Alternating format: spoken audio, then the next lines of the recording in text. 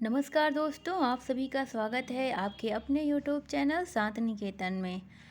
जैसा कि आप सभी को पता है, यूजीसी नेट का फॉर्म आ गया है और यूपीएचएससी असिस्टेंट प्रोफेसर का जो एग्ज़ाम है, अभी उसकी डेट नहीं आई है, लेकिन तैयारी हमें करते रहना है।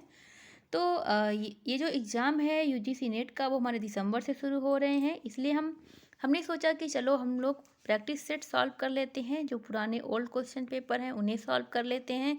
इसके साथ ही साथ बीच बीच में हम एक दो टॉपिक पे भी चर्चा करते हुए दिखेंगे।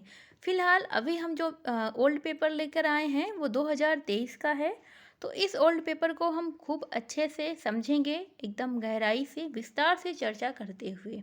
उम्मीद है आप सभी को यह वीडियो अच्छा लगेगा, और अगर वीडियो अच्छा लगे तो प्लीज़ चैनल को सब्सक्राइब करें और वीडियो लाइक करना ना भूलें। चलिए हम अपना वीडियो स्टार्ट करते हैं। तो जैसा कि हम सभी ने देखा, ये हमारा जो क्वेश्चन पेपर है वो है जिसकी परीक्षा हुई थी 5 मार्च को 2023 में। ठीक है, हम वही पेपर लेकर आए हैं और इसे हम सॉल्व करने की कोशिश करेंगे। तो चलिए स्टार्ट करते हैं हम अपना सॉल्व पेपर।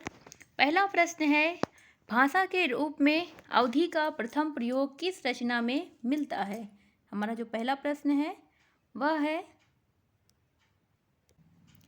भाषा के रूप में अवधि का प्रथम प्रयोग किस रचना में मिलता है।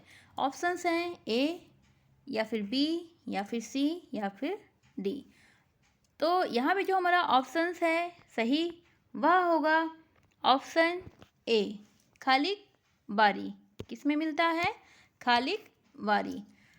खालिक बारी जो है भाषा के रूप में अवधी भाषा का प्रथम प्रयोग कहा माना जाता है कि अमीर खुसरो की ये रचना है, और खालिक बारी इसी में मिलता है।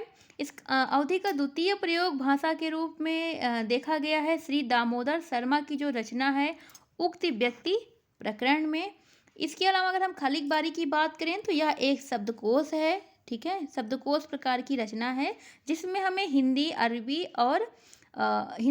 और तुर्की भाषा के पर्यायवाची शब्दों का संकलन मिलता है। तो ठीक है, हमारा सही उत्तर हुआ खालिक बारी, जो कि अमीर खुसरो की रचना है।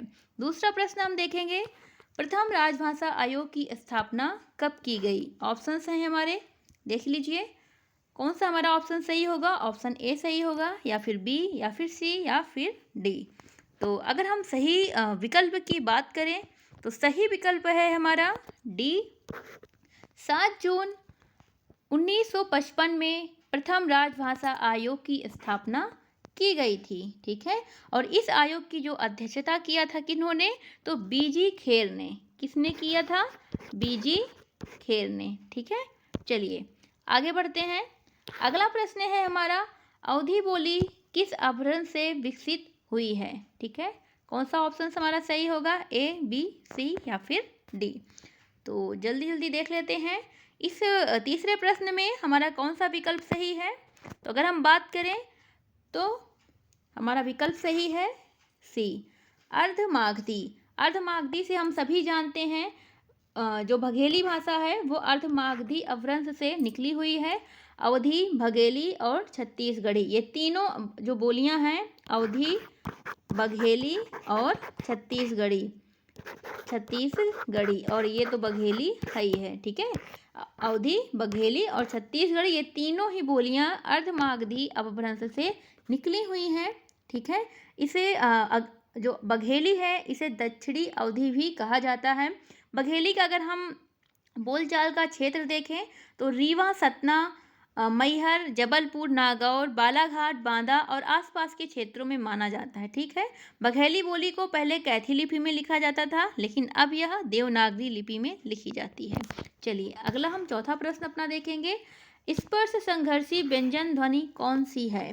तो कौन सी है स्पर्श संघर्षी व्यंजन ध्वनि? कौन सा विकल्प हमारा सत्य है? ए, बी, सी, या फिर डी। अगर हम बात करें सही विकल्प की तो सही विकल्प है हमारा डी, झ। झ जो है वह हमारा स्पर्श संघर्षी व्यंजन है। स्पर्श संघर्षी व्यंजन क्या होता है? जिन व्यंजनों का उच्चारण करने में जिह्वा के स्पर्श का समय अन्य व्यंजनों के स्पर्श की अपेक्षा अधिक लगता है। ठीक है, और उच्चारण के बाद वाला भाग संघर्षी हो जाए, संघर्ष करके रगड़ा करके जाए, तो वही स्पर्श संघर्षी व्यंजन कहलाते हैं। जैसे हम झा झा बोलते हैं, तो यह भी बाद वाला जो भाग है वो संघर्षी हो जाता है और अन्य व्यंजनों की अपेक्षा ये थोड़ा उच्चारण में जीवा का स्पर्श का समय थोड़ा ज़्यादा होता है। ठीक है, इसका उच्चारण स्थान अगर हम देखें तो तालु है। ठीक, इसका उच्चारण स्थान तालु है। और ठीक इस तरह अगर हम देखें तो चा, छा, जा और झा ये 4 संघर्ष स्पर्शी व्यंजन माने जाते हैं। कौन कौन? चा, ठीक, छा, ज्या और झा, ये 4 हैं स्पर्श संघर्षी व्यंजन। चलिए आगे हम अपना 5वां प्रश्न देखते हैं।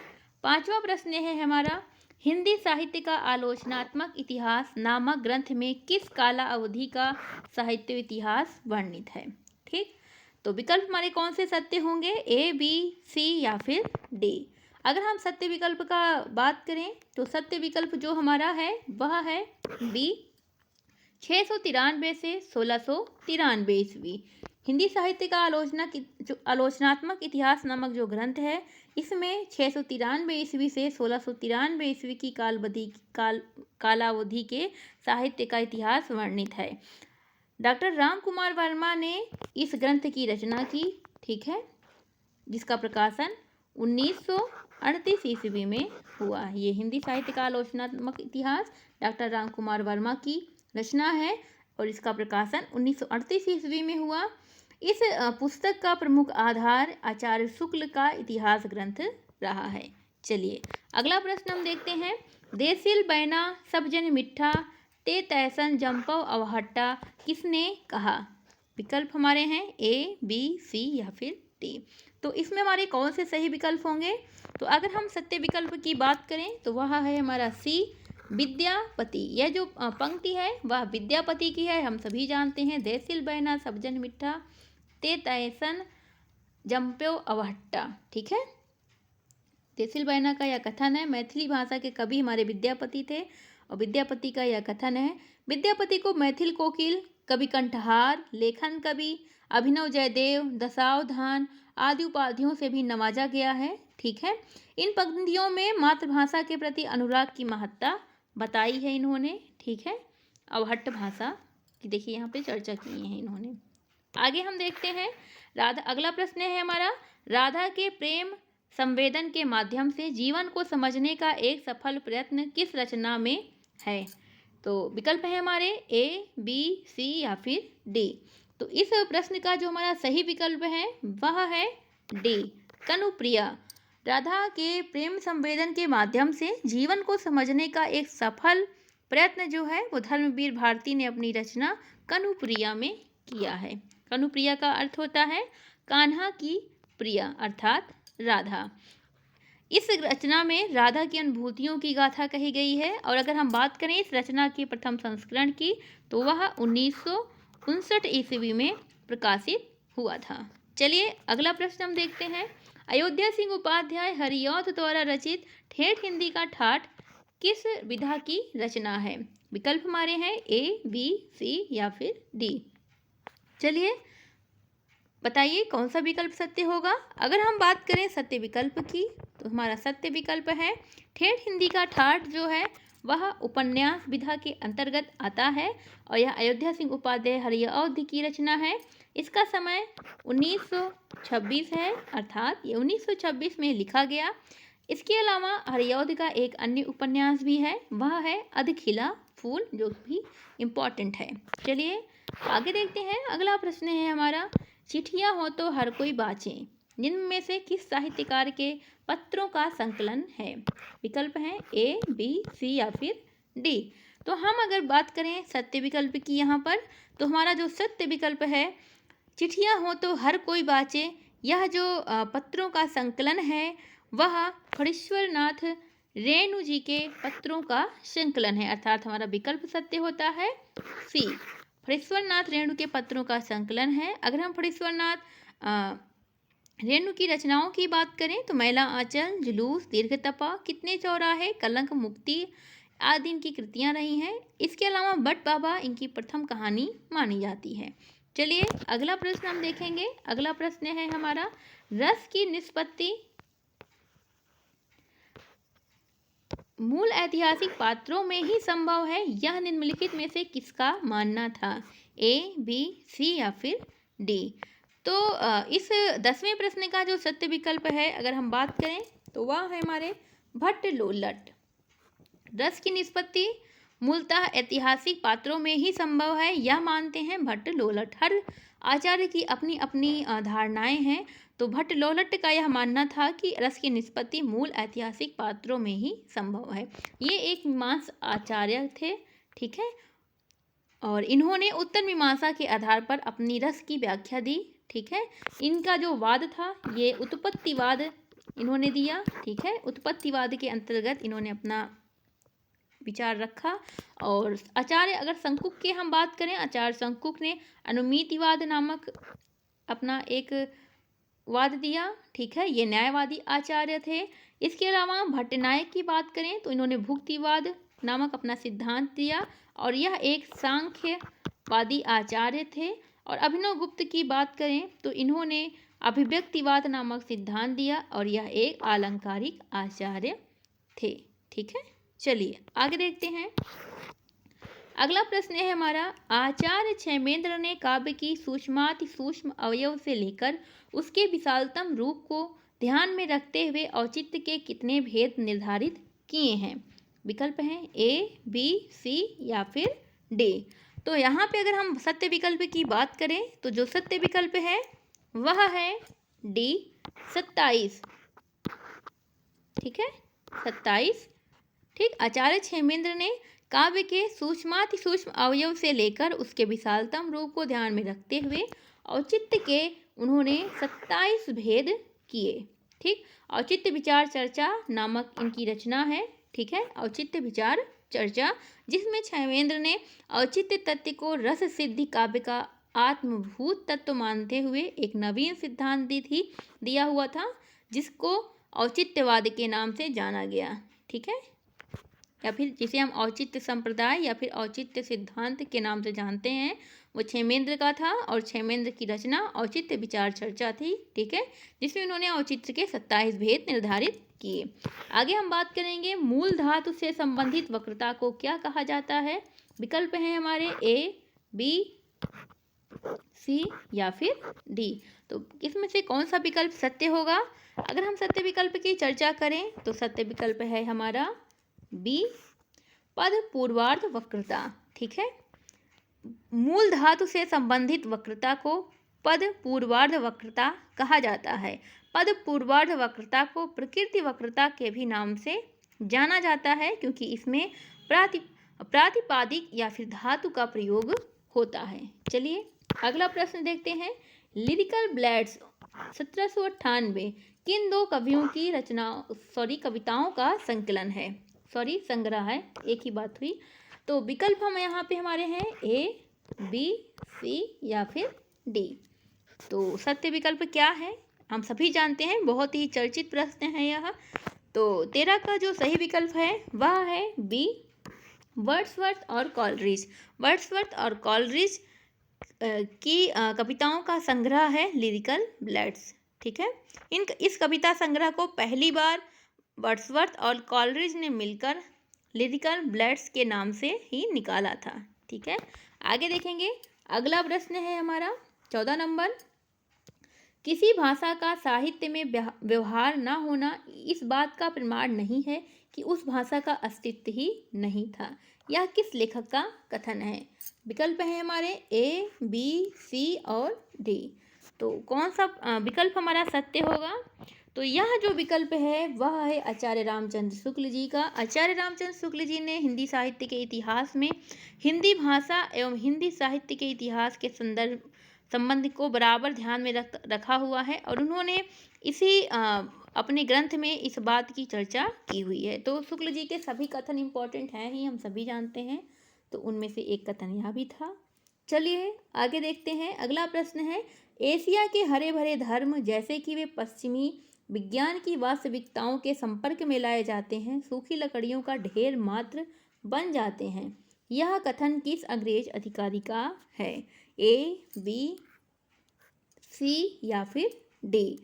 तो 15 प्रश्न का विकल्प हमारा है डी। यह कथन हंटर ने कहा था, विलियम विल्सन हंटर ने कहा था। हंटर का एक कमीशन भी आया था 1888 में, हंटर कमीशन, ठीक है। इन्होंने हमारे एशिया के धर्म की, एशिया की संस्कृति की एक तरीके से बेइज्जती करते हुए यह बात कही हुई थी। चलिए आगे देखते हैं हम अपने अगले प्रश्न को। वैज्ञानिक ज्ञान और आख्यान में विरोध और द्वंद्व संबंध पर किस चिंतक ने विचार किया है? विकल्प हैं ए, बी, सी या फिर डी।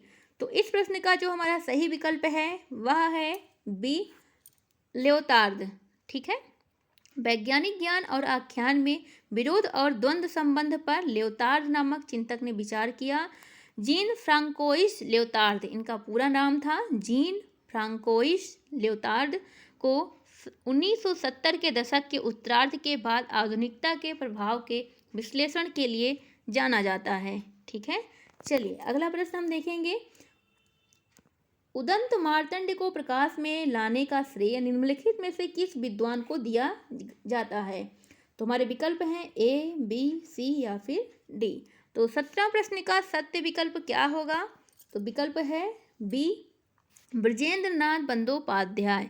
उदंत मार्तंड को प्रकाश में लाने का श्रेय बृजेंद्र नाथ बंदोपाध्याय को दिया जाता है। यह जो अखबार था वो कलकत्ता से प्रकाशित होने वाला प्रथम साप्ताहिक अखबार था, जिसके संपादक जुगल किशोर शुक्ल थे। और यह इसका जो प्रकाशन होता था इस अखबार का हर मंगलवार को किया जाता था, ठीक है। इसके बारे में कुछ जानकारियाँ दे दी हमने आपको। चलिए आगे हम बात करते हैं अगले प्रश्न की, 18 नंबर। अगला प्रश्न है, चौसरिया के खेल में रे जुग मिलन की आस, नर्द अकेली रह गई रे नहीं जीवन की आस हो। कबीर की इस पंक्ति में नर्द शब्द का अर्थ क्या है? विकल्प है ए, बी, सी या फिर डी। कौन सा विकल्प हमारा सत्य है पूछा गया है? तो 18 प्रश्न का जो सत्य विकल्प है वह है सी, गोटी। यहाँ पे गोटी शब्द से तात्पर्य लगाया गया है, अर्थात चौरसिया के खेल में जुग मिलन की आस, नर्द अकेली रह गई रे नहीं जीवन की आस हो। नर्द शब्द का अर्थ है गोटी। गोटी का तात्पर्य यहाँ चौसर, जो शतरंज के खेल में प्रयोग होने वाली गोटी होती है, चौसर या शतरंज में जो हम लोग प्रयोग करते हैं, उस गोटी से संबंधित है, ठीक है। चलिए अगला प्रश्न हम देखते हैं। अंधेरे में कविता में काव्यवाचक किसे पितः पितः ओ कहकर संबोधित करता है? विकल्प है ए, बी, सी या फिर डी।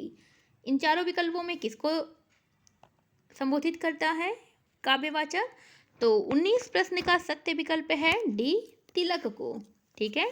अंधेरे में कविता में काव्यवाचक तिलक को पितः पितः ओ कहकर संबोधित करता है। अंधेरे में ये जो कविता है, ठीक, यह मुक्तिबोध की कविता है और यह उनके काव्य संकलन चांद का मुख टेढ़ा है उसमें संकलित है। इस कविता में देश की आज़ादी से पहले की दशा को दिखाया गया है, वर्णित किया गया है। चलिए हम अगला प्रश्न देखते हैं। हमारा 20वां नंबर प्रश्न है, अन्याय जिधर है उधर शक्ति, राम की शक्ति पूजा का यह संवाद किसने किससे कहा? तो विकल्प है हमारे ए, बी, सी या फिर डी।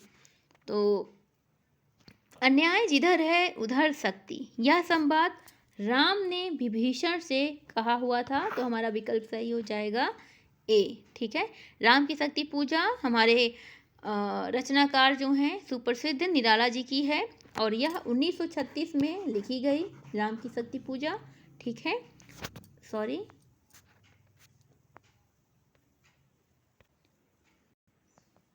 और 1936 में राम की शक्ति पूजा लिखी गई है। इसके अलावा इस ग्रंथ में अगर हम बात करें, बाहर भीतर एक टकराहट है और इसका कथानक प्राचीनता से लिया गया है, ठीक है। इस पंक्तियों के माध्यम से राम विभीषण को अपने मन की दशा को बता रहे हैं, मन स्थिति को वो बता रहे हैं कि जिधर अन्याय है उधर ही शक्ति भी हो गई है, ठीक है। चलिए हम अगला प्रश्न देखते हैं। अगला प्रश्न है हमारा, नैन चुआ ही जस महावट नीरू। ठीक है, एक पंक्ति है, नैन चुआ ही जस महावट नीरू, नागमती वियोग खंड के इस पंक्ति में महावट शब्द का सटीक अर्थ क्या है? ए, बी, सी या फिर डी? तो 21 प्रश्न का सत्य विकल्प है सी, माघ की झड़ी। ठीक है, माघ की झड़ी। यहाँ पे महावट शब्द का है अर्थ माघ की झड़ी। 12 मासा में ऐसे मतलब नैन ऐसे हमारे चू रहे हैं जैसे माघ में पानी बरसता है, रुकता ही नहीं है, ऐसे। ठीक है, यहाँ पे तो उन्होंने ये जो नागमती वियोग खंड है, यह मलिक मोहम्मद जायसी की रचना पद्मावत से लिया गया है और पद्मावत अवधी बोली में लिखी गई रचना है। चलिए आगे हम देखते हैं, बाकी सब आपको पता है पद्मावत के बारे में। चलिए फिलहाल हम आगे देखते हैं, झूठा सच में किस शहर का वर्णन नहीं है? ए, बी, सी या फिर डी? तो अगर हम बात करें झूठा सच में किस शहर का वर्णन नहीं है, तो इसमें कानपुर शहर का वर्णन नहीं किया गया है। ठीक है, हमारा विकल्प सही हो जाएगा बी। इसके अलावा नैनीताल, जालंधर और लखनऊ जैसे शहरों का वर्णन झूठा सच में किया गया है। झूठा सच यशपाल की रचना है और इसमें हमारे भारत देश में आज़ादी के समय की जो मना स्थिति थी, आज़ादी के समय की जो परिस्थिति थी, सामाजिक, आर्थिक, मानसिक, उन सभी को दिखाने का प्रयास किया गया है। जाति पात, ऊंच नीच की भावनाओं का कटु प्रहार भी किया गया है। यह उपन्यास 2 भागों में हमें देखने को मिलता है। चलिए आगे हम देखते हैं अपनी अगली रचना को। चलिए अगली रचना है, अगला क्वेश्चन है हमारा, मुझे उन लोगों से जरा भी हमदर्दी नहीं है जो बातें तो करते हैं कम्युनिस्टों की सी, मगर जीवन है रईसों का सा, उतना ही विलासमय, उतना ही स्वार्थ से भरा हुआ। यह कथन किस उपन्यास का है? विकल्प है हमारे ए, बी, सी या फिर डी। तो इस 23 प्रश्न का सही विकल्प क्या होगा? तो जो सही विकल्प है वह है बी, गोदान से यह लिया गया है। ठीक है, यह जो पंक्ति है वो गोदान से ली गई है। गोदान 1936 में प्रकाशित हुआ और इसमें भारतीय किसान के जीवन की निराशा, हताशा, धर्मभीरुता, निरूहता इत्यादि का सजीव चित्रण हमें देखने को मिलता है। ठीक है, चलिए आगे देखते हैं। अगला प्रश्न है हमारा, उपन्यास बाणभट्ट की आत्मकथा के कथामुख प्रस्तावना वक्तव्य के अनुसार मिस कैथराइन किस राष्ट्र की निवासी थी? स्वीडन, इटली, बेल्जियम या फिर ऑस्ट्रिया? तो अगर हम बात करें तो 24 प्रश्न का जो सत्य विकल्प है वह है डी। ठीक, जो बाणभट्ट की आत्मकथा के लेखक जो अगर हम देखें तो हजारी प्रसाद द्विवेदी हैं और इसका जो कथा मुख्य है, इसकी जो प्रस्तावना वक्तव्य है, इसके अनुसार जो मिस कैथराइन थी वो ऑस्ट्रिया के एक ईसाई परिवार की निवासी थी। ठीक है, अगर उपन्यास के हम मुख्य पात्र की बात करें तो बाणभट्ट, भट्टनी और निपुणिका हैं, बाकी अन्य पात्र भी हैं। अगर ये उपन्यास आपको पढ़ना है तो आप चैनल की प्लेलिस्ट में जाकर वहाँ पे पढ़ सकते हैं। ठीक है, अगला प्रश्न हम देखते हैं। अगला प्रश्न है हमारा, किस उपन्यास में पारंपरिक गीतों के साथ ही बाबा फरीद शाह, लतीफ़ और बल्ले शाह की कविताओं को बहुतायत से प्रयोग किया गया है?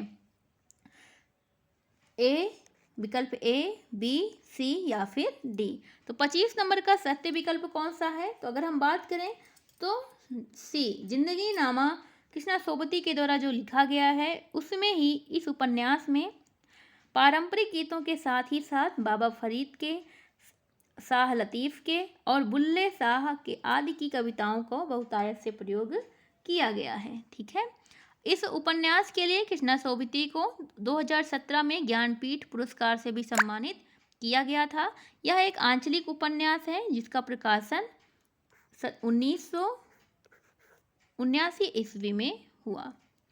अगला हम देखेंगे, लाल पान की बेगम कहानी में बिरजू की माँ किसे टीसन वाली कहकर संबोधित करती है? विकल्प हैं हमारे ए, बी, सी और डी। तो कौन सा विकल्प हमारा इसमें सत्य होगा? तो इस प्रश्न का जो हमारा सत्य विकल्प है वह है बी, जंगी की पतोहू को। ठीक है, जंगी की पतोहू को ही बिरजू की माँ जो होती है वो टीसन वाला कहकर संबोधित करती है। बिरजू की माँ के गौने वाली साड़ी से एक विशेष प्रकार की गंध निकल रही है थी, इसी कारण उसे लाल पान की बेगम कहा जाता है। ठीक है, बिरजू की माँ इस कहानी की नायिका है और वही लाल पान की बेगम है। ठीक, चलिए आगे देखते हैं। चंद्रदेव से मेरी बातें शीर्षक कहानी सर्वप्रथम किस वर्ष प्रकाशित हुई थी? ए विकल्प, बी विकल्प, सी विकल्प या फिर डी। कौन सा विकल्प सत्य होगा? तो 27 नंबर का सत्य विकल्प जो है वो है ए। 1904 ईस्वी में चंद्रदेव से मेरी बातें शीर्षक कहानी सर्वप्रथम प्रकाशित हुई थी। यह सरस्वती पत्रिका में प्रकाशित हुई थी और श्रीमती राजेंद्र वाला घोष की यह रचना है। ठीक है, जिन्हें बंग महिला के नाम से जाना जाता है। यह कहानी पत्रात्मक शैली में लिखी गई है और इस कहानी के बारे में विशेष रूप से आपको पढ़ना है तो आप चैनल के प्लेलिस्ट में जाइए, वहाँ पे कहानियों का पूरा सारी कहानियाँ जो यूजीसी नेट में लगी हुई हैं वो सभी कहानियाँ आपको वहाँ पे मिल जाएंगी। चलिए हम अपना अगला प्रश्न देखते हैं। 28 नंबर, आज तक कभी ऐसा ना हुआ न कभी सुना, गजब हो गया, अंधेर पड़ गया, सिक्का बदल गया, कहानी में उपर्युक्त कथन किसने किसे कहा? ए, बी, सी या फिर डी। कौन सा विकल्प सत्य होगा इसमें? तो 28 जो भी कहानियां पढ़ा होगा वो फटाफट सॉल्व कर लेगा इस प्रश्न को। तो इस प्रश्न का जो सत्य विकल्प है 28 का वह है ए, नवाब बीबी ने साहनी से कहा है। ठीक है, नवाब बीबी ने साहनी से कहा हुआ है। और यह जो सिक्का बदल गया कहानी है ये कृष्णा सोबती की कहानी है। इस कहानी का प्रकाशन प्रतीक पत्र में हुआ था और 1948 ईस्वी में हुआ था। ठीक है, चलिए अगला देखते हैं। अगला प्रश्न है हमारा, पवित्रता की माप है मलिनता, सुख का आलोचक है दुख, पुण्य की कसौटी है पाप। उपर्युक्त संवाद स्कंदगुप्त नाटक में किस पात्र के द्वारा कहा गया? ए मालिनी, बी, सी या फिर डी। तो 29 नंबर का सत्य विकल्प कौन सा होगा? तो बी, वो देवसेना, देवसेना यह पंक्ति बोलती है। ठीक है, चलिए अगला प्रश्न है, मानव कब दानव से भी दुर्दंत, पशु से भी बर्बर, पत्थर से भी कठोर, करुणा से भी निरोकास हृदय वाला हो जाएगा? नहीं कहा जा सकता। अतीत सुखों के लिए सोच क्यों, अनागत भविष्य के लिए भय क्यों, और वर्तमान को मैं अपने अनुकूल बना ही लूँगा, फिर चिंता किस बात की? उपर्युक्त संवाद चंद्रगुप्त नाटक में किसके द्वारा कहा गया है? ए, बी, सी या फिर डी। तो 30 प्रश्न का सही विकल्प कौन सा है? तो वह है डी, यह कथन है सिंहरण का। ठीक है, सिंहरण का कथन है यह। अगर हम बात करें चंद्रगुप्त नाटक की तो इस नाटक में यह प्रसाद द्वारा रचित नाटक है और इसमें 4 अंक और टोटल 44 दृश्य हैं। ठीक है, चलिए आगे अगर हम बात करें, अगला प्रश्न जो है हमारा कि श्रीपद बेहद गंवार आदमी है, खाने की मेज पर बैठकर पसीना सुखाता है। मैं कहता हूँ दीदी मैं इतनी मुद्दत के बाद यहाँ आया हूँ, तुम्हारा छोटा भाई हूँ, तुम लोगों से मिलने की हसरत दिल में लिए हुए ना जाने कब से इस महान भारत के नगर नगर भटक रहा हूँ और तुम्हें मेरा पल भर को भी यहाँ बैठना सुहाता नहीं। उपर्युक्त संवाद अंजो दीदी नाटक में किसके द्वारा कहा गया? श्रीपद, ए, बी, सी या फिर डी। तो 31 प्रश्न का सही विकल्प है ए, श्रीपद के द्वारा यह कथन कहा गया है। ठीक है, अंजो दीदी नामक नाटक जो है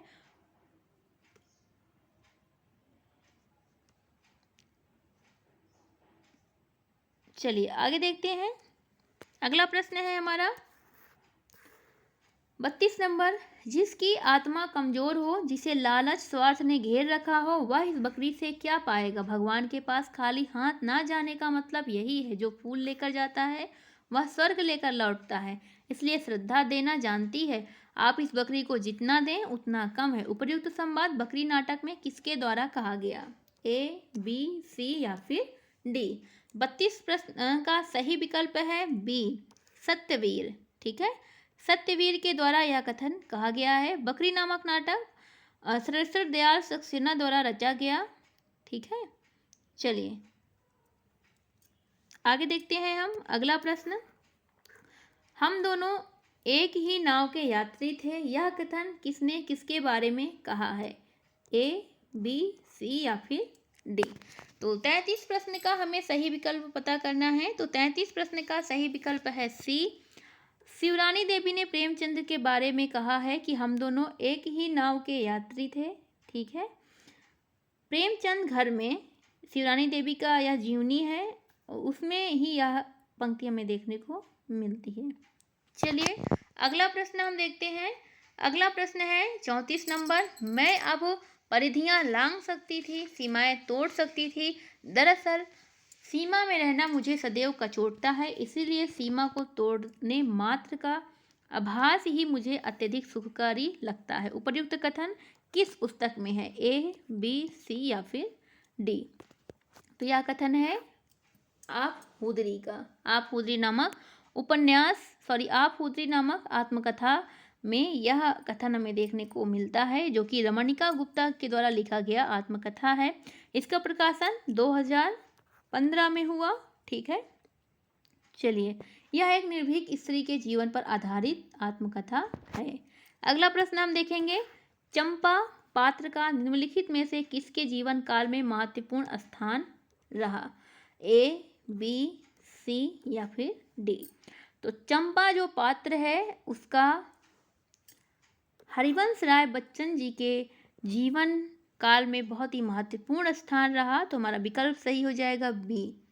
ठीक है, चलिए आगे देखेंगे। अगला प्रश्न है हमारा, अध्यापिका शीला अग्रवाल ने किसके जीवन निर्माण में महत्वपूर्ण भूमिका निभाई? ए, बी, सी या फिर डी। कौन सा विकल्प हमारा सही होगा? तो 36 प्रश्न का हमारा जो सत्य विकल्प है वह है सी, मन्नू भंडारी। अध्यापिका शीला अग्रवाल ने मन्नू भंडारी के जीवन निर्माण में महत्वपूर्ण भूमिका निभाई। शीला अग्रवाल ने ही मन्नू भंडारी के अंदर देशभक्ति की भावना उत्पन्न करने की भूमिका निभाई थी। ठीक है, मन्नू भंडारी का प्रसिद्ध जो उपन्यास है आपका बंटी हमारे सिलेबस में भी लगा हुआ है और आप सभी को हमारे चैनल पे पढ़ने के लिए भी मिल जाएगा। चलिए 37 नंबर प्रश्न देखते हैं।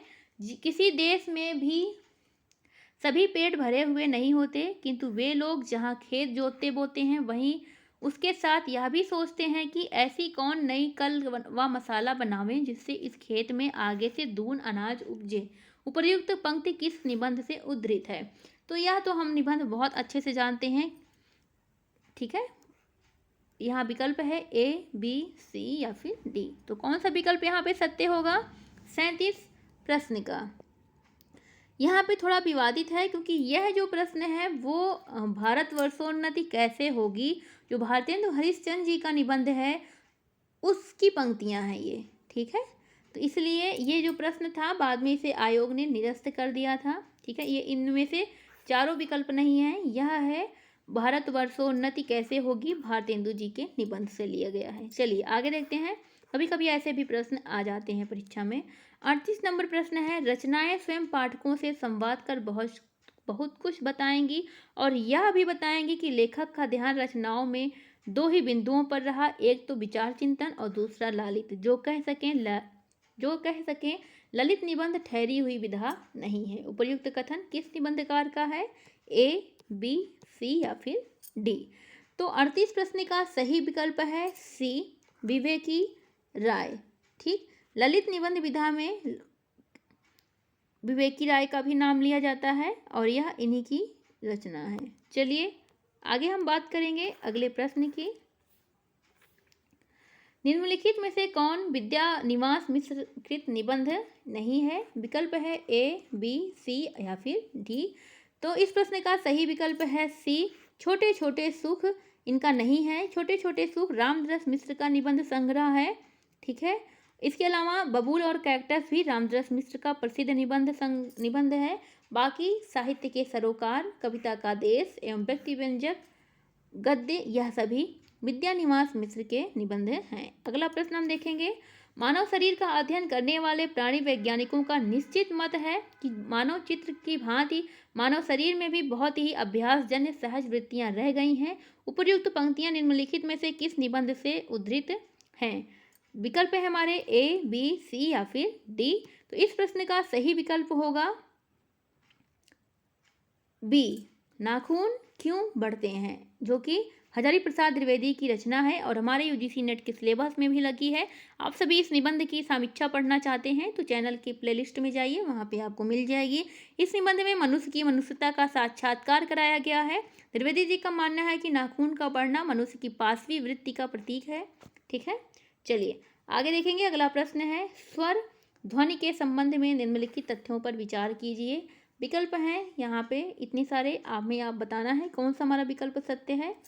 ए बी, सॉरी हमारे कथन दिए गए हैं यहाँ पे, कुछ थोड़ा छोटा कर लेते हैं। कथन दिया गया है, कथन के हिसाब से बताना है कि कौन सा विकल्प सत्य होगा। तो पहला कथन है, स्वरों का स्वतंत्र उच्चारण नहीं किया जा सकता। दूसरा कथन है, उच्चारण की दृष्टि से मूल स्वर 10 हैं। तीसरा कथन है, स्वर ध्वनि के उच्चारण में हवा अयाध गति से मुख विवर से निकलती है। डी है, सभी स्वर आक्षरिक नहीं होते। ई है, मात्रा के आधार पर स्वर दो प्रकार के होते हैं, ह्रस्व स्वर, दीर्घ। तो सही उत्तर का हमें चयन करना है। विकल्प ए, बी, सी या डी में कौन सा हमारा सत्य होगा। तो अगर हम देखें 41 नंबर का सही विकल्प कौन सा है, तो वह है बी। यहाँ पे हमारे जो कथन सही होंगे वह सही है बी। उच्चारण की दृष्टि से मूल स्वर 10 हैं, यह कथन सत्य है। इसके अलावा यह भी सत्य है कि स्वर ध्वनि के उच्चारण में हवा अबाध गति से मुख विवर से बाहर निकलती है। इसके अलावा यह भी सत्य है कि मात्रा के आधार पर स्वर दो प्रकार के होते हैं, ह्रस्व स्वर, दीर्घ। ठीक है, स्वर का उच्चारण स्वतंत्र रूप से नहीं किया जा सकता, यह गलत है। स्वरों का उच्चारण स्वतंत्र रूप से ही किया जाता है। सभी स्वर आक्षरिक नहीं होते हैं, यह भी गलत है, सभी स्वर आक्षरिक होते हैं। चलिए आगे देखेंगे। अगला प्रश्न है हमारा, इसमें भी ऐसे ही हमें बताना है। क्रिया के संदर्भ में कुछ तथ्य दिए गए हैं और हमें वैसे ही बताना है। पहला कथन है, जिस क्रिया का फल कर्म पर नहीं कर्ता पर पड़ता है उसे सकर्मक क्रिया कहते हैं। दूसरा है, जो क्रिया वाक्य के अंत में रहकर वाक्य को समाप्त करती हैं वे समापिका क्रिया कहलाती हैं। तीसरा कथन है, जिस शब्द के प्रयोग द्वारा किसी वस्तु के विषय में विधान क्रिया किया जाता है उसे क्रिया कहते हैं। डी है, अकर्मक क्रिया में किसी कर्म का होना अनिवार्य है। ई है, क्रिया के मूल अंश को धातु कहते हैं। तो हमें सही उत्तर का चयन करना है। विकल्प हैं ए, बी, सी और डी। तो हमारा कौन सा विकल्प इसमें सत्य होगा। तो 42 प्रश्न का हमारा जो सत्य विकल्प है वह है सी। हमारा जो कथन है बी, कि जो क्रियाएं वाक्य के अंत में रहकर वाक्य को समाप्त करती हैं वे समापिका क्रिया कहलाती हैं, बिल्कुल सत्य है।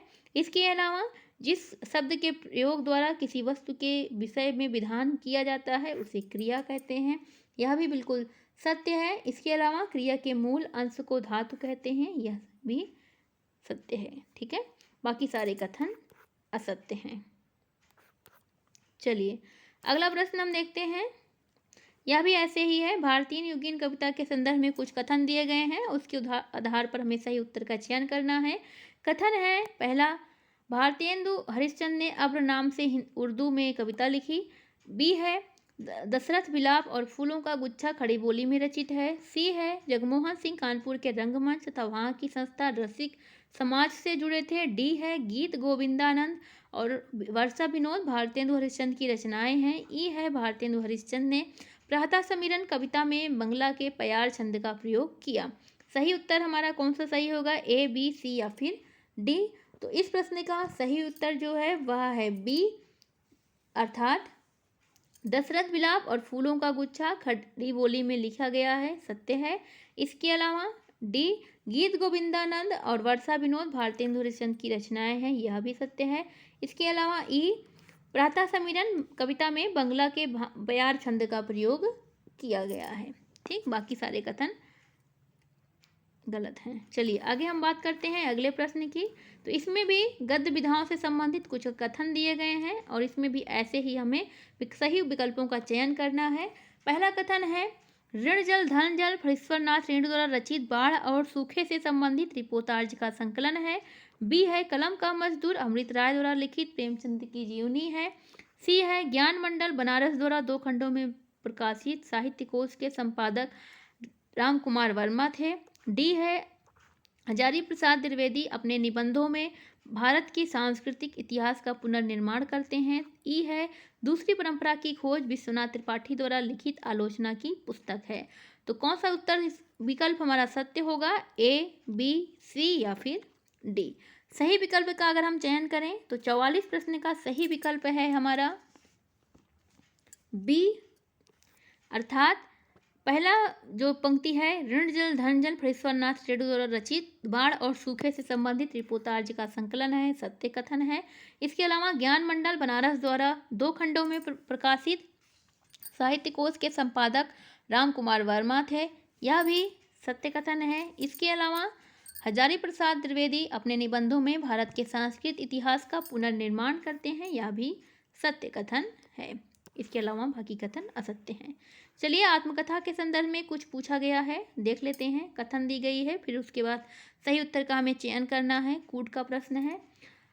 पहला कथन है, बनारसी दास जैन की अर्धकथानक हिंदी की प्रथम आत्मकथा मानी जाती है। दूसरा कथन है, जोश मलिहाबादी की यादों की बारात, अमृता प्रीतम की रसीदी टिकट, हंसा वाडेकर की सुनो सुनाती हूँ अनूदित आत्मकथाओं के उदाहरण हैं। तीसरा कथन है, कस्तूरी कुंडलम से प्रभा केथान द्वारा रची गई आत्मकथा है। डी, अपने अपने पिंजरे शिवराज सिंह बैचेन द्वारा रचित आत्मकथा है। ई, अपनी खबर पांडेय बेचन शर्मा उग्र द्वारा रचित आत्मकथा है।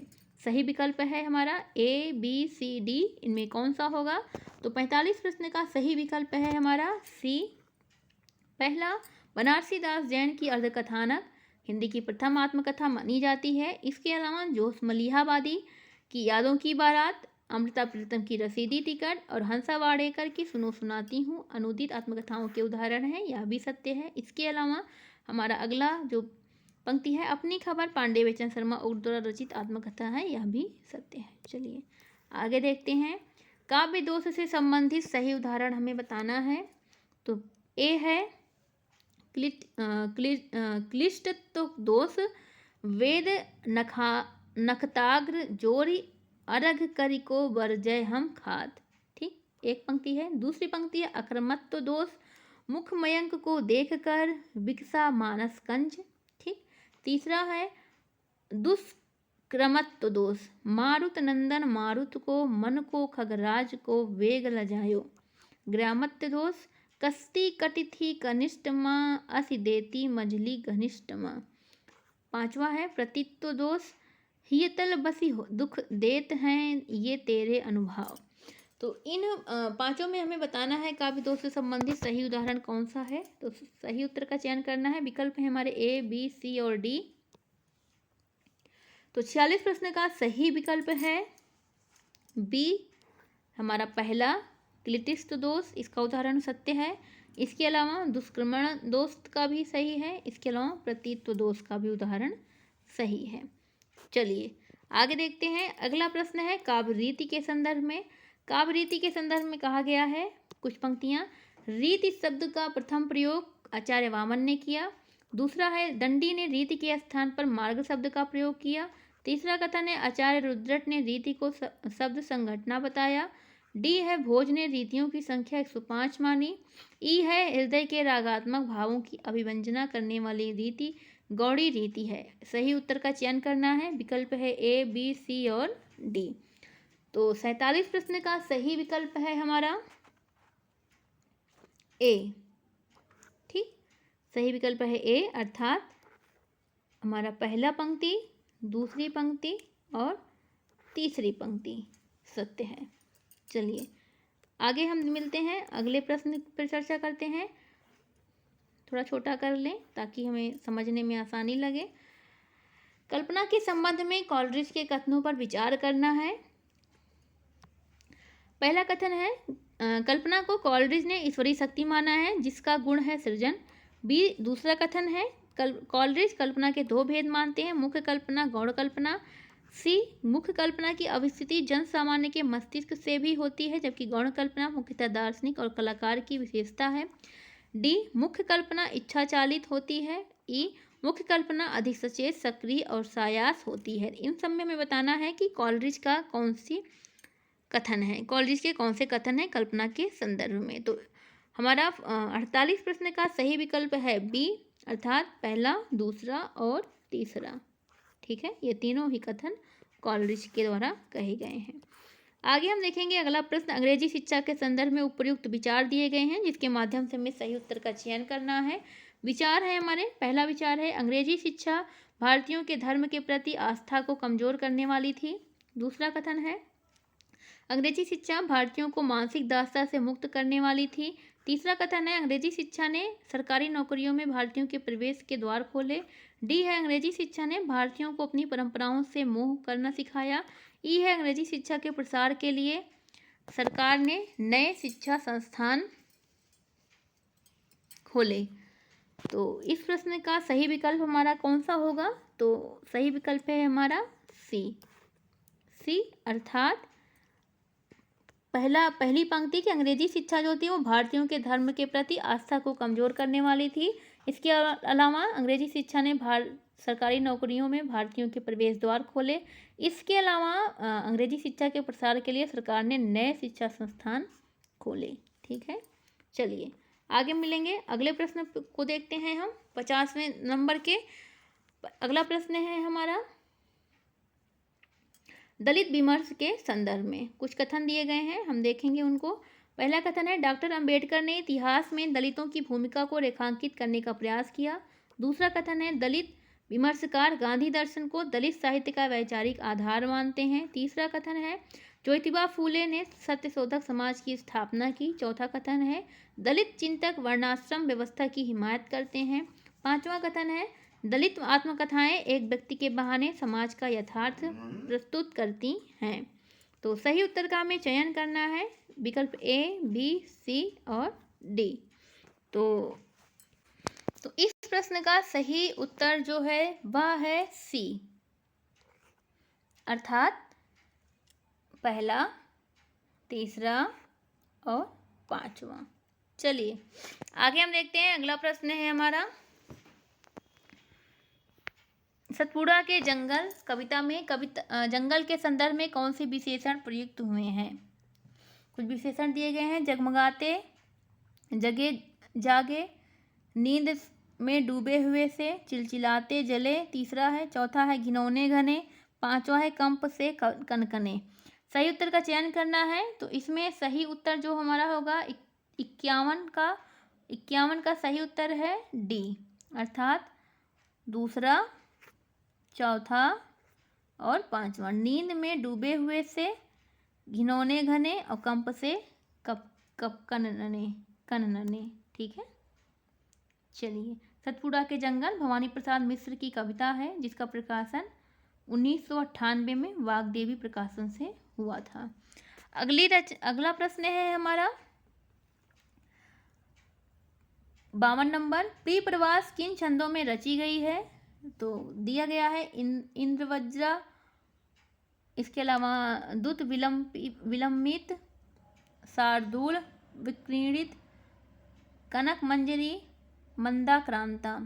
तो निम्नलिखित में से सही उत्तर का हमें चयन करना है। तो सही विकल्प है हमारा बी अर्थात दूसरा, तीसरा और पांचवा। ठीक है,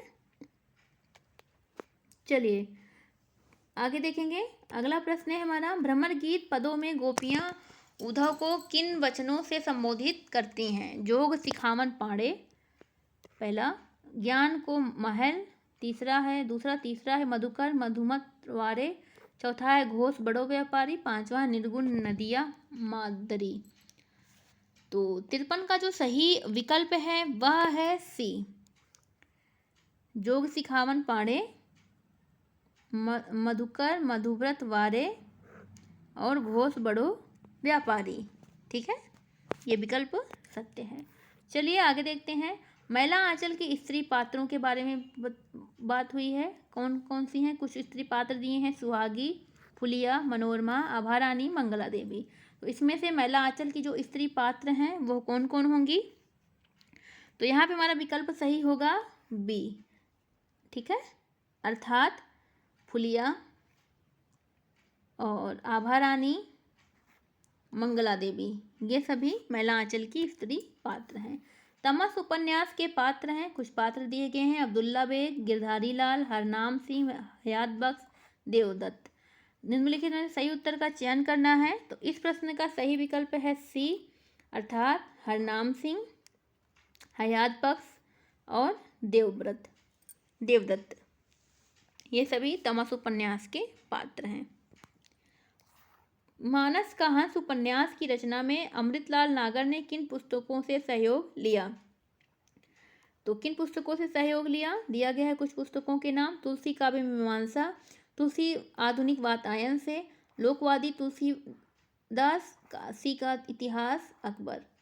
तो इसमें से सही विकल्प जो है वह है डी, अर्थात तुलसी काव्य मीमांसा, काशी का इतिहास और अकबर। इन सभी से अमृतलाल नागर ने इन पुस्तकों से सहयोग लिया था। अकबर यानी अकबरनामा से, ठीक है, अकबर यहाँ अकबरनामा है।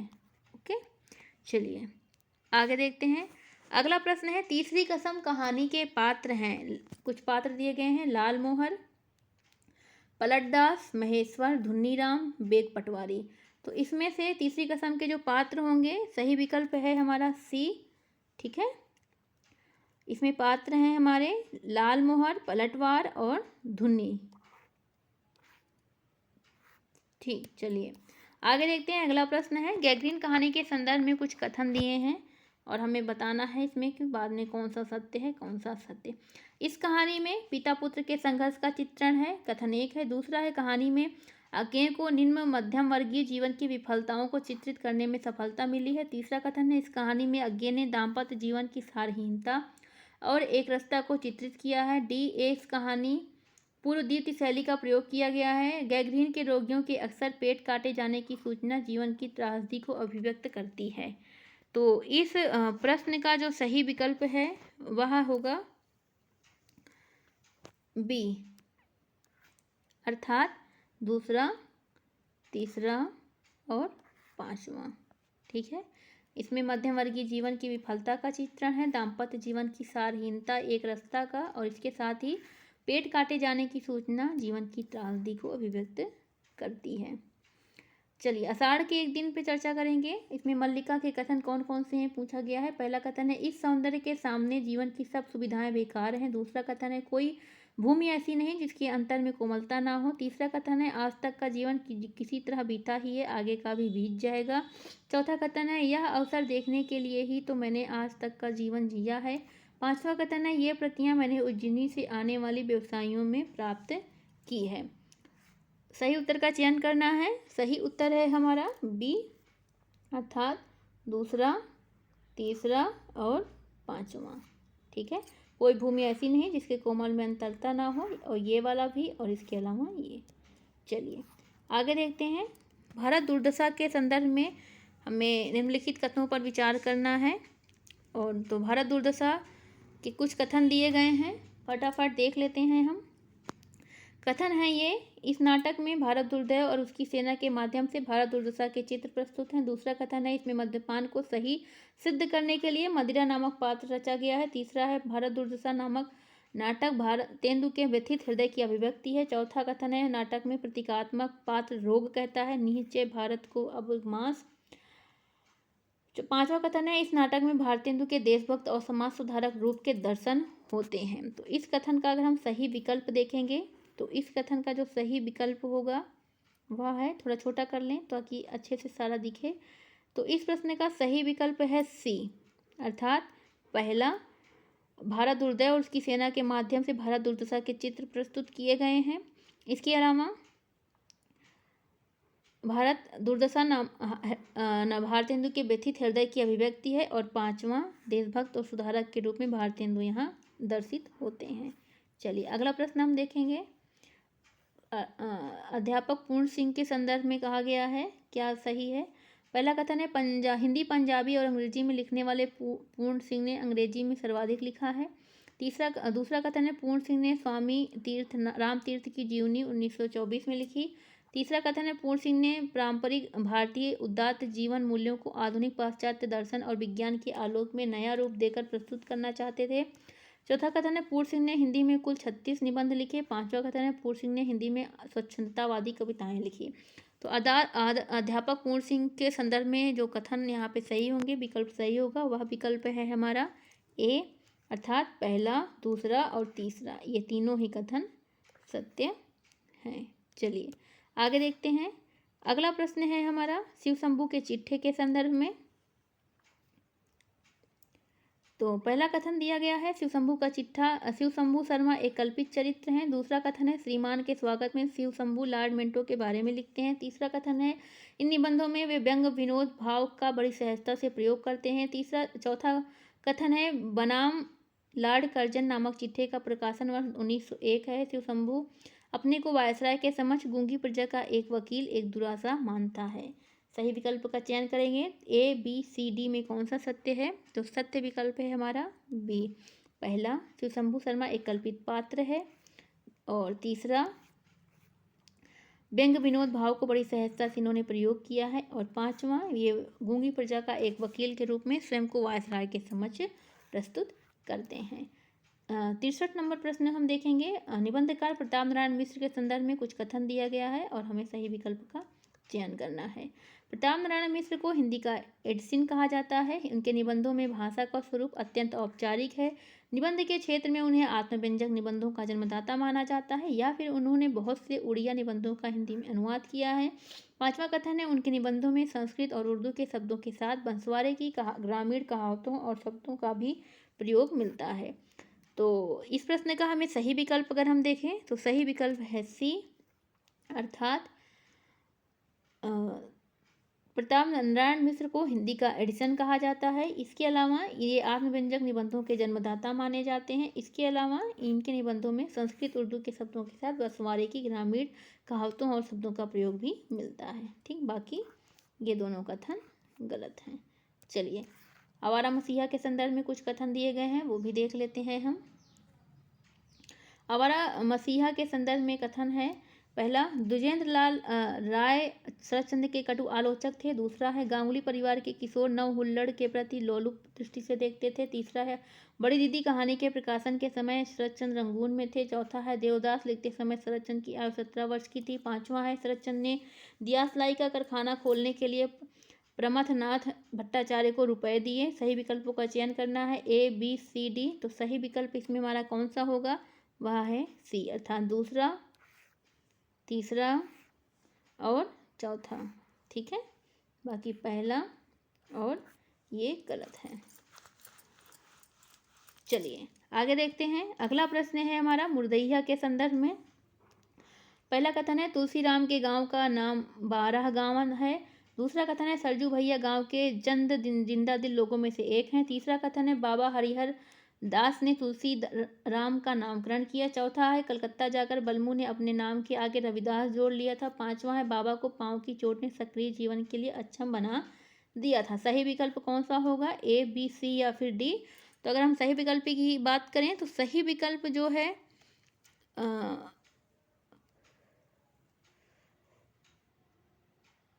इसमें सही विकल्प हमारा ए सी और डी, ए सी और डी होना चाहिए, जो कि हमारे को लगता है किसी विकल्प में है नहीं, डी वाले में है। ठीक है, ए सी और डी कथन विचार ही हमारा सत्य होगा। ठीक है, चलिए ये वाला आगे देखते हैं। अगला है सूची मिलान करना है। तत्पुरुष समास, द्वंद्व समास, अव्ययी समास और बहुब्रीहि समास। यहाँ पे उदाहरण दिए हैं लवकुश, यथामति, शिवालय, चक्रपाणी। तो इसमें से हमको इजी है, आप सभी समास पढ़े हैं। अगर हम देखें तत्पुरुष समास का उदाहरण कौन सा है, तो तत्पुरुष समास का है शिवालय। द्वंद्व समास का उदाहरण है लवकुश। अव्ययी समास का उदाहरण है यथामति और बहुब्रीहि का चक्रपाणी। तो हम विकल्प अपना लगा लेंगे। इस प्रश्न का सही विकल्प कौन सा हो जाएगा? डी। चलिए अगला प्रश्न देखते हैं। 67 नंबर। श्री संप्रदाय दिए हैं, एक तरफ प्रवर्तक, और हमें उसके बाद मिलान करके सही विकल्प बताना है। तो यहाँ पे श्री संप्रदाय के हम सभी जानते हैं रामानुजाचार्य, ब्रह्म संप्रदाय मध्वाचार्य, रुद्र संप्रदाय विष्णु स्वामी, सनकादिक, निम्बारका। तो इस प्रश्न का सही विकल्प हो जाएगा सी। चलिए आगे देखते हैं। इसमें रचनाएं दी गई हैं और रचनाकार हैं, हमें मिलान करना है। मंटू मेरा दुश्मन उपेंद्र नाथ अस्क की रचना है। ये और वे जैनेन्द्र कुमार की रचना है। जंजीर और दीवारें रामवृक्ष बेनीपुरी की रचना है और प्रेमचंद घर में शिवरानी की रचना है। तो इस प्रकार इस प्रश्न का सही विकल्प हो जाएगा बी। चलिए अगला प्रश्न देखते हैं। ग्रंथ के नाम है और समय दिया हुआ है। काव्य प्रकाश का समय अगर हम देखें तो है 11वीं शताब्दी। चंद्रालोक का समय है 13वीं शताब्दी। इसके अलावा अगर हम बात करें कुवलयानंद, उसका समय है 17वीं शताब्दी। साहित्य दर्पण का समय है 14वीं शताब्दी। तो सही विकल्प हमारा इसमें कौन सा सही होगा? मिलान करिए आप सभी। सही विकल्प कौन सा है? सही विकल्प है हमारा सी। चलिए आगे देखते हैं। अगला प्रश्न है हमारा, पुस्तक दिया गया है, आलोचक दिया गया है, हमें विकल्पों का चुनाव करना है। गोस्वामी तुलसीदास, पुस्तक के आलोचक कौन है? गोस्वामी तुलसीदास, रामचंद्र शुक्ल। तुलसी काव्य मीमांसा, उदय भानु सिंह। तुलसी आधुनिक वातायन से, रमेश कुंतल मेघ। लोकवादी तुलसीदास, विश्वनाथ त्रिपाठी। सही विकल्प है हमारा सी। चलिए आगे देखते हैं। अगला प्रश्न है, शेखर एक जीवनी का खंड दिया गया है। यहाँ पे शीर्षक का नाम है। प्रथम खंड का क्या नाम है? प्रथम खंड का नाम है उषा और ईश्वर। उषा और ईश्वर। द्वितीय खंड का नाम है बीज और अंकुर। तृतीय खंड का नाम है प्रकृति और पुरुष। और चतुर्थ खंड का नाम है पुरुष और परिस्थिति। ठीक है, इस तरह हमारा सही विकल्प हो जाएगा बी। आगे देखेंगे। पात्र दिया है, कहानी दी गई है, हमें पात्रों का चयन कहानी पे करना है। किरण जो पात्र है वह है कानों में कंगना कहानी से, जो राधिका रमण सिंह की कहानी है। लक्ष्मा पात्र जो लिया गया है वो कोसी के घटवार से लिया गया है, जो कि शेखर जोशी की कहानी है। अनीता जो पात्र है वह राही कहानी से ली गई है, जो कि सुभद्रा कुमारी चौहान की कहानी है। सामनाथ चीफ की दावत से लिया गया है, जो कि भीष्म साहनी की कहानी है। इस प्रकार सही विकल्प हमारा हो जाएगा बी। अगला विकल्प है, अगला प्रश्न है हमारा, नाटक दिया गया है, पात्रों का चयन करना है। चंद्रगुप्त नाटक का जो पात्र है वह है लीला। अंजो दीदी मुन्नी। बकरी से संबंधित हैं राम और स्कंदगुप्त जयमाला। इस तरह इस प्रश्न का सही विकल्प है सी। चलिए आगे देखेंगे। आगे निबंध संग्रह है और संपादक के नाम है, हमें मिलान करना है। चिंतामणि प्रथम भाग के संपादक कौन रहे हैं? तो आचार्य रामचंद्र शुक्ल रहे हैं।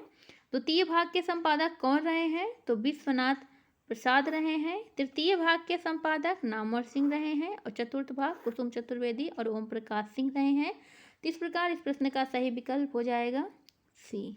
ठीक है, चलिए अगला देखते हैं। 75वां प्रश्न है हमारा, देवनागरी लिपि के मानकीकरण के प्रयासों को पहले से बाद के क्रम में हमें लगाना है। डॉक्टर राधाकृष्णन की अध्यक्षता में गठित परिषद। दूसरा है महादेव गोविंद रनाडे का सुझाव। तीसरा है काका कालेकर की अध्यक्षता में गठित सुधार समिति। चौथा है महाराष्ट्र साहित्य परिषद पुणे द्वारा गठित लिपि सुधार समिति। पांचवा है आचार्य नरेंद्र देव की अध्यक्षता में गठित परिषद। तो क्रम वाइज लगाना है, तो सही विकल्प कौन सा हो जाएगा? तो सही विकल्प हो जाएगा हमारा बी, अर्थात पहला ये है, ठीक, दूसरा ये है, तीसरा ये है, चौथा ये है और पांचवा ये है। ठीक है, चलिए आगे देखते हैं। प्रथम प्रकाशन वर्ष के अनुसार रामविलास शर्मा द्वारा रचित कृतियों को पहले से बाद के क्रम में लगाना है। रचनाएं हैं भाषा और समाज, आस्था सौंदर्य, नई कविता और अस्तित्ववाद, महावीर प्रसाद द्विवेदी हिंदी नवजागरण और प्राचीन भारत के भाषा परिवार।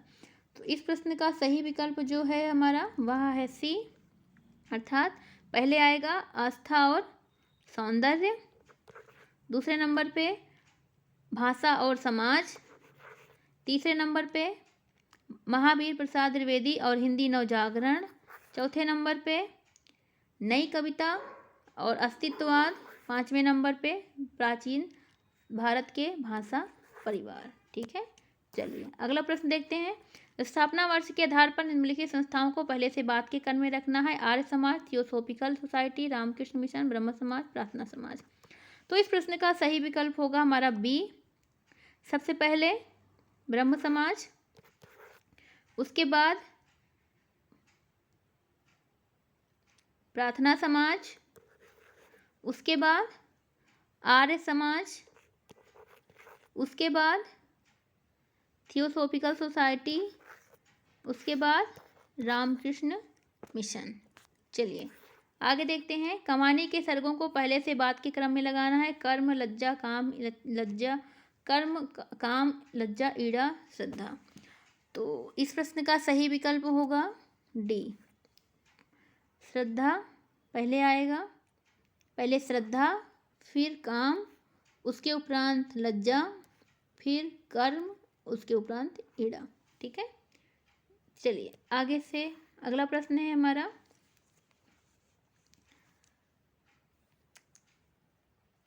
इस रचनाओं को क्रम से लगाना है। राग दरबारी, मैला आंचल, आपका बंटी, मानस का हंस, झूठा सच। तो इसमें हमें इन रचनाओं को क्रम से लगाना है। तो इस प्रश्न में हमारा सही विकल्प क्या हो जाएगा? अगर हम देखें, देखिए मैला आंचल हमारा जो है वो 1954 में लिखा गया। आपका बंटी झूठा सच की अगर हम बात करें तो 1960 है। मानस का हंस 72, आपका बंटी 71 और राग दरबारी 69। ठीक है। तो इसमें अगर हम देखें तो सही क्रम में पहले आएगा हमारा मैला आंचल, ठीक, फिर झूठा सच, फिर राग दरबारी, उसके उपरांत आपका बंटी 71, फिर मानस का हंस 72। ठीक है। चलिए अगला प्रश्न है हमारा। कहानियों को प्रथम प्रकाशन वर्ष के आधार पर पहले से बाद के क्रम में लगाना है। ईदगाह, आकाशद्वीप, कानों में कंगना, परिंदे, राजा निरंबसिया। तो इसमें हमारा सही होगा विकल्प बी। कानों में कंगना 1913, फिर आकाशदीप 1929, फिर ईदगाह 1933, ठीक, फिर उसके उपरांत परिंदे 1956, फिर राजा निरबंसिया 1957। चलिए अगला प्रश्न है हमारा। अंधेर नगरी नाटक में पहले से बाद में आए संवादों का क्रम निर्धारित करना है। चना चुरमुर चुरमुर बोले, बाबू खाने को मुँह खोले। दूसरा है लोभ पाप को मूल है, लोभ मिटावत मान। तीसरा है चूरन जब से हिंद में आया, इसका धन बल नहीं सभी घटाया। चौथा है चूरन साहेब लोग जो खाता सारा हिंद हजम कर जाता। पांचवा है चना खाते मियाँ जुलाहे, दाढ़ी हिलती गाहे बगाहे। तो इस प्रश्न का सही, जो पढ़ा होगा ये नाटक वो अच्छे से कर सकता है। तो सबसे पहले नाटक को पढ़िए। समीक्षा पढ़नी है तो हमारे चैनल की प्लेलिस्ट में जाइए। इस प्रश्न का सही विकल्प है बी। ठीक है, आप सभी मिला लीजिएगा। चलिए ये प्रश्न, बाकी सारे कथन अकथन वाले हैं। ठीक है, तो ये आप अपना देख लीजिएगा, नहीं तो कहिए इसको भी फटाफट करा देते हैं 5 मिनट में। तो चलिए फिर आज फिर इतना ही। मिलते हैं एक नए प्रश्न पत्र के साथ और एक नए टॉपिक को लेकर भी। भाषा विज्ञान अभी हमने नहीं पढ़ाया हुआ है, तो भाषा विज्ञान का एक वीडियो आएगा, संपूर्ण वीडियो। ठीक है, और भी प्रश्न पत्रों और प्रैक्टिस सेट को हम लेकर उपस्थित होंगे। अगर वीडियो पसंद आया हो तो चैनल को सब्सक्राइब करें, वीडियो लाइक करें। धन्यवाद।